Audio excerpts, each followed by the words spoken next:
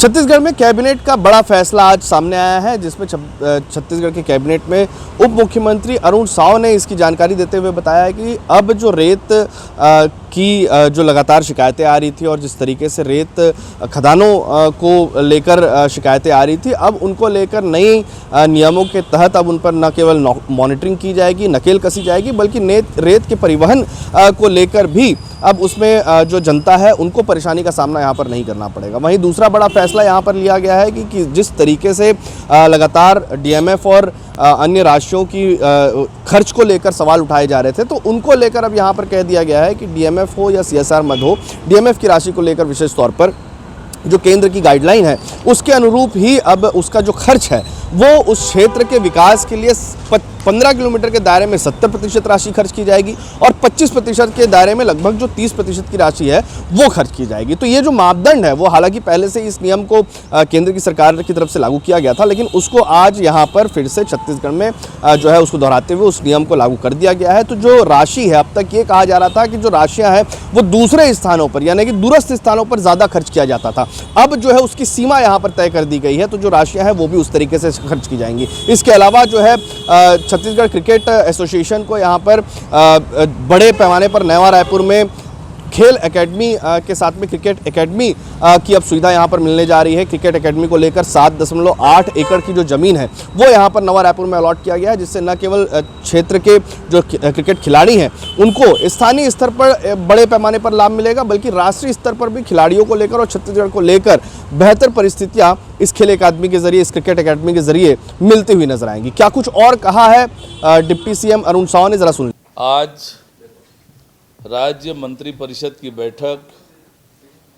मुख्यमंत्री माननीय विष्णुदेव साय जी की अध्यक्षता में संपन्न हुई है। बैठक में अनेक महत्वपूर्ण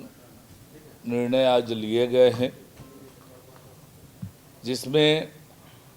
भारत सरकार के खान मंत्रालय के नवीन दिशा निर्देश और प्रधानमंत्री खनिज क्षेत्र कल्याण योजना 2024 के संशोधित गाइडलाइंस के अनुसार छत्तीसगढ़ जिला खनिज न्यास संस्थान नियम 2015 में आवश्यक संशोधन किए जाने का निर्णय लिया गया है।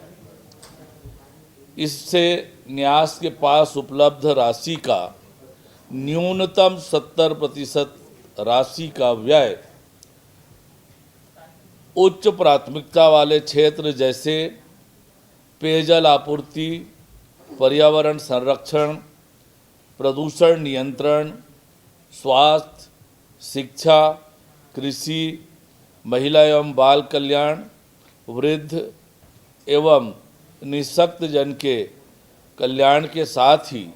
कौशल विकास एवं रोजगार, स्वच्छता, आवास, पशुपालन के समग्र विकास पर किया जाएगा। मंत्रिपरिषद द्वारा एक और बहुत महत्वपूर्ण निर्णय लिया गया, जिसके माध्यम से साधारण रेत के उत्खनन और परिवहन पर प्रभावी नियंत्रण तथा रेत के उत्खनन एवं नियमन में पारदर्शिता लाने के उद्देश्य से छत्तीसगढ़ गौण खनिज साधारण रेत उत्खनन एवं व्यवसाय नियम 2019 एवं छत्तीसगढ़ गौण खनिज साधारण रेत उत्खनन एवं व्यवसाय अनुसूचित क्षेत्र हेतु नियम 2023 को निरस्त करते हुए नवीन नियम छत्तीसगढ़ गौण खनिज साधारण रेत उत्खनन एवं व्यवसाय नियम 2025 का अनुमोदन किया गया। इससे रेत के अवैध उत्खनन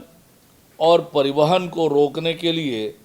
कड़े कदम उठाए जाएंगे, जिससे आम जनता को उचित दरों पर रेत उपलब्ध हो सकेगी। साथ ही रेत उत्खनन में पर्यावरण और सुरक्षा मानकों का सख्ती से पालन सुनिश्चित किया जाएगा। प्रस्तावित नियम में रेत खदान आवंटन की कार्यवाही इलेक्ट्रॉनिक नीलामी यानी ऑनलाइन माध्यम से की जाएगी। इससे राजस्व में भी वृद्धि होगी। एक अन्य महत्वपूर्ण निर्णय में मंत्रिपरिषद ने तय किया कि कृषि भूमि के बाजार मूल्य दरों के निर्धारण में छत्तीसगढ़ शासन के वाणिज्य कर पंजीयन विभाग के प्रस्ताव का मंत्रिपरिषद द्वारा अनुमोदन किया गया, जिसके तहत ग्रामीण कृषि भूमि के बाजार मूल्य की गणना के लिए 500 वर्ग मीटर तक के भूखंड की दर को समाप्त करते हुए संपूर्ण रकबा की गणना हेक्टेयर दर से की जाएगी। भारतमाला परियोजना और बिलासपुर के अरपा भैंसा झार में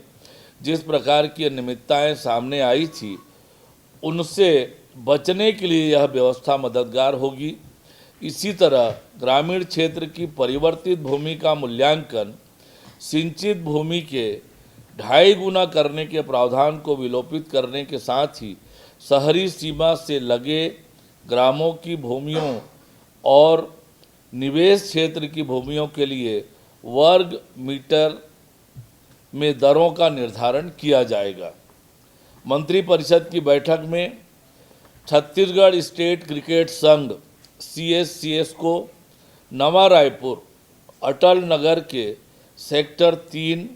ग्राम परसदा में क्रिकेट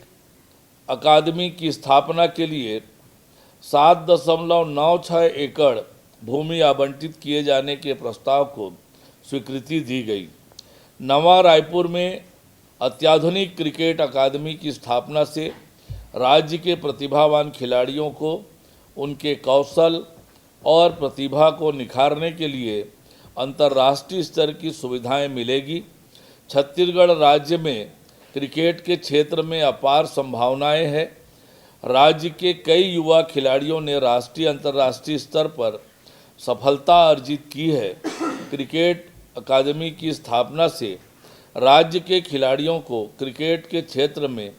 आगे बढ़ने का मौका मिलेगा। वहीं छत्तीसगढ़ को राष्ट्रीय एवं अंतर्राष्ट्रीय स्तर पर विशेष पहचान मिलेगी। जाहिर सी बात है, प्रधानमंत्री खनिज न्यास कल्याण योजना 2024 के तहत जिस तरीके से नियमों का हवाला देते हुए उन क्षेत्रों पर जहां पर सबसे ज़्यादा ज़रूरत है, उन क्षेत्रों पर सामाजिक विकास कार्यों में जो राशि है 70% राशि वो खर्च करने का निर्णय एक बड़ा निर्णय छत्तीसगढ़ में सरकार के लिए साबित हो सकता है, जिसको पेयजल की आपूर्ति से लेकर शिक्षा व्यवस्था, स्वास्थ्य व्यवस्था, सफाई व्यवस्था के साथ में कई ऐसी बुनियादी सुविधाओं में खर्च किया जाएगा जिससे उस क्षेत्र के विकास में बहुमूल्य योगदान हो सके और उस क्षेत्र के लोगों को उसका सीधा लाभ जो है वो मिल सकेगा। वहीं दूसरी तरफ जो रेत खनन को लेकर लगातार शिकायतें आ रही थी और उनका रेत माफियाओं का जो लगातार अटैक देखने को मिल रहा था, चाहे वो सरकारी अधिकारी हो या आम जनता हो या पत्रकार हो, उनको लेकर भी अब कहीं ना कहीं कसावट इस पर देखने को मिल रही है। हालांकि देखना दिलचस्प होगा जो बदलाव अभी फिलहाल किए गए हैं, इन बदलाव से वाकई में कितनी परिस्थितियां बदल पाती है, कितना फायदा आम जनता को मिल पाता है। रेत को लेकर जो मनमानी रेट जो तय किए गए थे, अब उन पर भी यहाँ पर लगाम लगने की बात जो है वो कही जा रही है। तो कितनी लगाम लग पाती है और कब तक लग पाती है, ये जरूर देखना आने वाले दिनों में दिलचस्प होगा। छत्तीसगढ़ से TV9 के लिए अमित मिश्रा।